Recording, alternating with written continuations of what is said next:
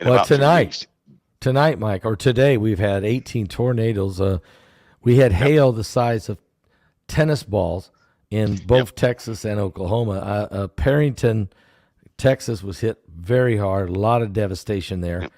And, again, you're saying that that's partly because of in the past, I've heard you say that the jet stream is being pushed down, this atmospheric compression, Yes. pushing it down Heavier closer. particles. Yeah, That's right. heavier particles. Heavier particles in the ionosphere are causing the atmosphere it's a little more dense up there, so that forces different layers of the atmosphere to compress is what it's doing. And so you're having all these different weather conditions here on the bottom that will continue to increase. That's going to really increase. Well, let me ask you about this. Go ahead. We have the waters in the Gulf. Yeah. They are hot. That's a storm driver in the Gulf. And we've not dealt with that before. We haven't had heat anomalies, persistent heat anomalies in the Gulf. Not like this. Not like this. Mike, you say that this weather event, there's going to be a weather event, and it's about 2 weeks out. And it's not HARP.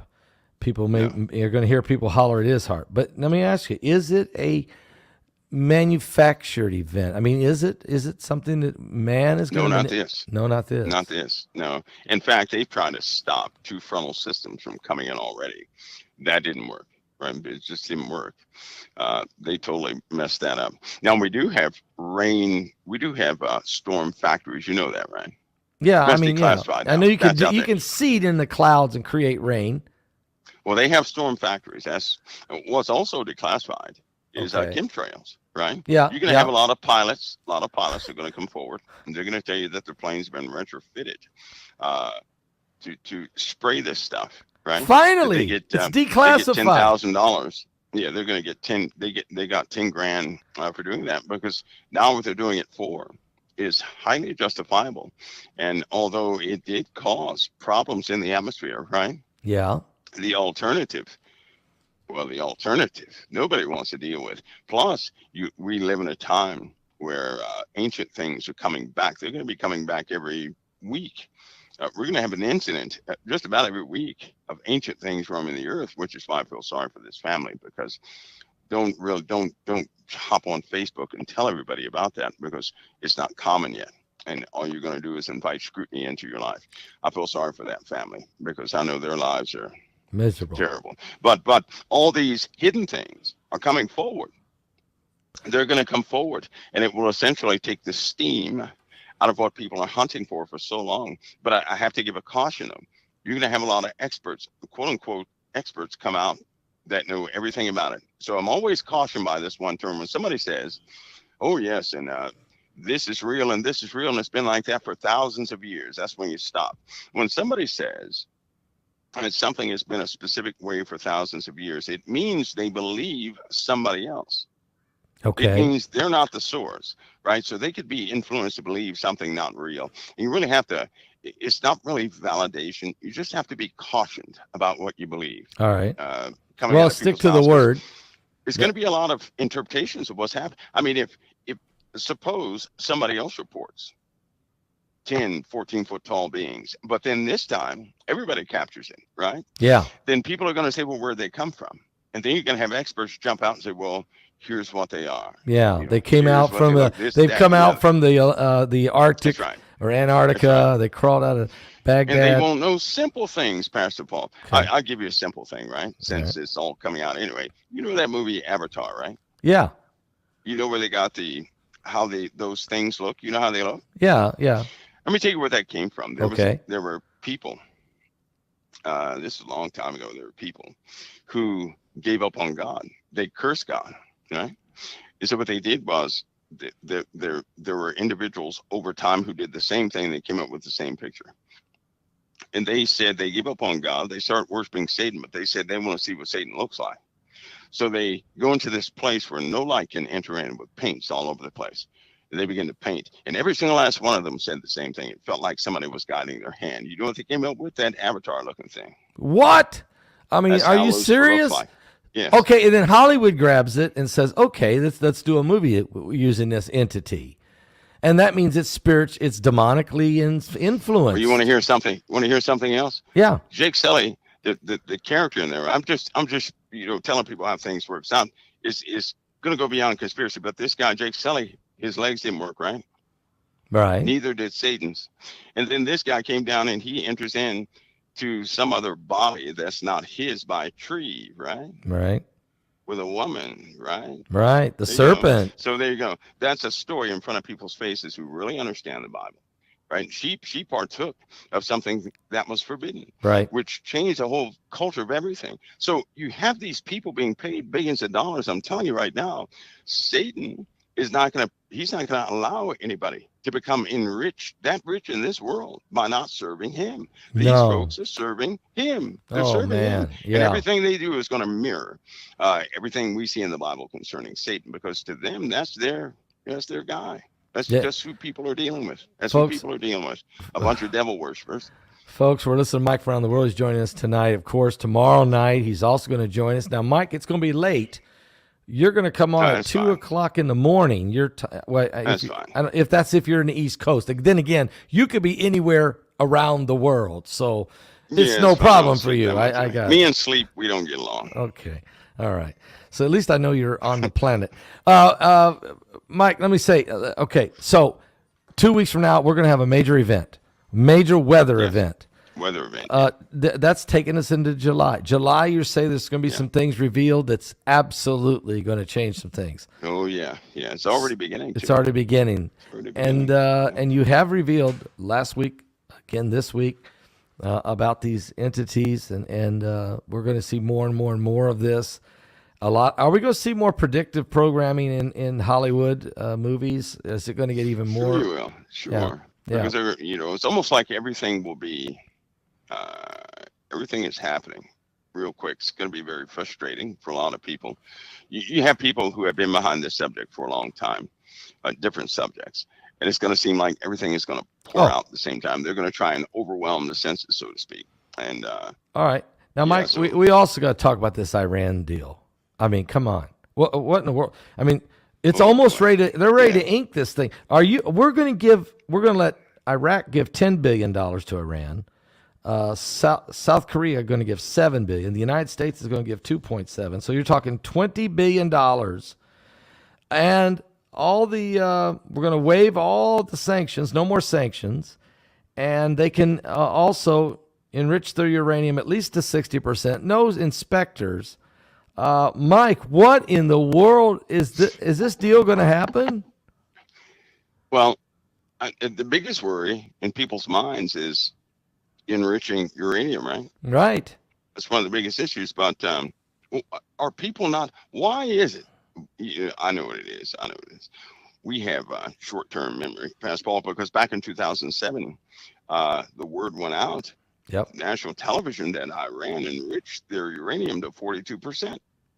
Right. All of a sudden, when it's convenient, they haven't enriched it past 20%. Right. I know for a fact that Iran has enriched uranium, and they've had it past 82.4%. They got nukes. You're saying they got nukes. Well, this is how people can understand this enriched uranium. They know that the average person does not understand. So what about enriched uranium? What's that have to do with anything? Here we go. Here it is. Okay. So if you have enriched uranium below 20%, that's good for, some sort of factory or something like that to generate heat to run steam turbines. If it goes beyond 20%, that's weapons grade. That's a weapons grade. Wow. Direction. And here's what the deal is. The little boy that we dropped on Hiroshima was mixed with uranium that was only enriched up to 40% and a little above that. And that was mixed with enriched uranium that was a little above 62%. That was Hiroshima, right? Okay. The more you enrich uranium, the less uranium you have to use. The lighter it is, the more compact it is, right? So you can fit it on more different, it's easier. So you can put it on a payload on let's say a ballistic missile, and you can put less of it and weight, but still get maximum explosion. There you go, because it takes less explosives. It takes less explosives to initiate the detonation process. Yep. The detonation process of enriched uranium at about 30%. That would take a lot of explosives. Here's the problem though: those explosives exist and those explosives are accessible. So, you could have 30% enriched uranium and have a nuclear bomb sitting in a shipping container and do just as much as some of these high yield nuclear weapons. So folks ought to get past this sentiment that somehow Iran does not have nuclear capabilities. They do. Israel knows about it. Yeah. Israel is constantly campaigning everybody because they're going to have to do some sort of preemptive strike. But they have Israel, again, at the UN, ready. They've already separated Jerusalem. Remember I said that about a year ago? Yeah. They had that at the UN. They're going forward with this plan, right? Eventually, Iran, China, Russia, all these guys, they have a new pact. Russia jumped out of this nuclear treaty. They broke the treaty. I think that was missed by a lot of people, but they broke the treaty. They broke that treaty. Okay. They're not in that nuclear pact with everybody else. They reneged on that treaty. So they said, nope, we're not a part of that anymore. So everything is it's like the Wild West. There's no more agreements in play right now. Everything, the SALT II treaty, that's gone. There's nothing. Nothing.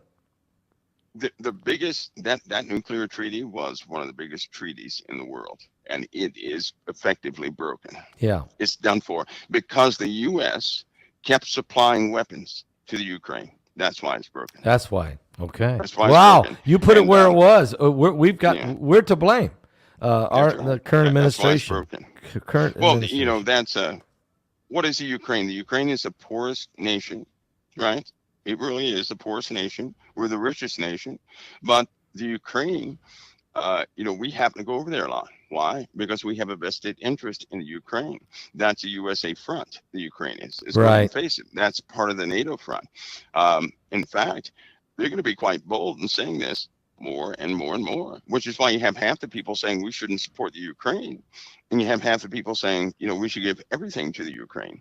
Democrats support Ukraine, Republicans do not. For this reason is because the Ukraine, they understand that the Ukraine, they're being advised in everything they do by the USA, specifically by the Biden administration.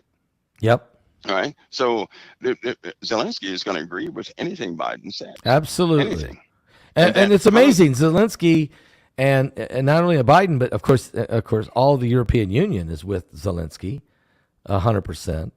And that's quite interesting when you think about how much money we have poured into Ukraine. I mean, how much money have we poured into Ukraine, which really isn't really accountable. I mean, we don't know where it's going and where it's been used for and how much is getting kicked back. It's kind of like the USA, isn't it? Yeah, it sounds like us. Sounds like us a lot. Folks, Mike Around the World's with us tonight, and we're really breaking down some walls here, getting some key things. Oh, the crop circles, Mike. Did you see this in the UK? I see them a lot. Okay, Mike, come on. Is somebody using a little lawnmower and doing that? Or is No, I will tell you something, though. Normally, I don't. I personally, I can't get into crop circles because there are people who can do some pretty fast things. There really are. Are we talking military? Some of these crop circles. Okay. Not even military pastoral. Okay. These are folks who they know how to cover their tracks real well, right? But here's the deal: you have some that are authentic. You do. Authentic in what way? You have some that are not. Okay. Right. Okay. And it's very difficult to tell. There's a physical change in all the foliage of those that are authentic. There's a genetic change there too. And plus they carry a type of reactive energy. I want to say, like, for example, if you were to bring your iPhone, lock your iPhone and bring it into an authentic crop circle, you could look at your iPhone, something would go through every contact. First of all, it would crack your phone in 3 seconds. Go through every contact, start up every single application. What? Your phone would get hot. It would start dialing things, going through calendars. Mine does that already. If you go into one of those, and it'll do all this in about 10 seconds. Okay, nobody can dial all your numbers in 10 seconds. No. Nobody can go through all your apps. You can't even load all your apps in 10 seconds, but something can do that. That reveals something, though. All this technology people are carrying around, I'm telling you right now, when authentic when these ancient ones come forward, they've got our number. We can forget. We can forget not going along with their program with their toys. iPhones, Android phones, that's their toys. Artificial intelligence, that's their toys, right? It's their stuff. We have their stuff for the moment. And when they come back, they're going to have full control of their stuff. If they get around this electronics, they have full control. Why do you think no one is worried about the cameras people have? Think about that. Okay. They're not worried about the cameras people have. Intelligence is not worried about the devices people have. Right. Because everything we have can be manipulated, shut off, redirected. They can do whatever they want to do with it. Yep. And artificial intelligence, that will actually be an interface. It's going to be like an interface. Okay. And it's going to start to, the biggest job of artificial intelligence is to get people to think differently. They're going to go beyond human beings being a spokesman by way of, these spiritual rituals. They're going to do it directly. Wow. Artificial tech. So artificial technology does not have to, you have all these people saying, oh, it's going to take over the world in 5 years. Wrong. This GDP program. Yeah. There are other programs like it that are already in operation. And what they're doing is they're rearranging the concepts of men. And it's quite efficient. It's working already. They're changing history. Yeah. They're changing biblical verses. Yeah. They're changing narratives. They're changing everything. Right? They're doing it right now. Yeah. And people more each day because they believe what they see on the internet. We just had an AI preacher preach in Germany last Sunday. The first time ever, 300 people crowded at Lutheran Church there in Bavaria, Germany, which is where Illuminati started, and the first AI preacher. And now it was just announced by Noah Urari that a AI Bible is coming out that will be finally right. That was his words. It finally will have it right. So, I mean, you're saying they're scrubbing. How many more they need? They already got 3. Okay. 3 Bibles. They got 3 already. So how many more? Wait a minute. Let me interject this. The Bible, Hebrew, all the Bibles they ever found, do you not know is part of the data pack that feeds AI? Did you know that? No. Okay, now you do. Wow. Okay. So it has everything. So if you were to ask ChatGPT a question and you were to say, well, how does AI integrate with Christianity? It's going to give you a dissertation, and that dissertation is going to be something else. I'll just put it that way. But it's already prepared for that. It's already prepared for all of it. They're ready to move the world away from the Bible. Yes, they are. And away from Jesus. From Christ. This is away from Christ. This is an anti-Christ agenda using artificial intelligence. They're scrubbing the internet already of truth. I've noticed that books that were once on the internet can't be found. The internet's being scrubbed for a new AI delivery. I mean, you can't let AI have truth. If it has truth to pull from, it'll use the truth. Well, if you take away the truth and just give it only access to lies, then it can only take the lies to create the truth, their truth. Okay, is that what's going on? Are we seeing this? It's the strong delusion the Bible talks about, the great deception, the delusion.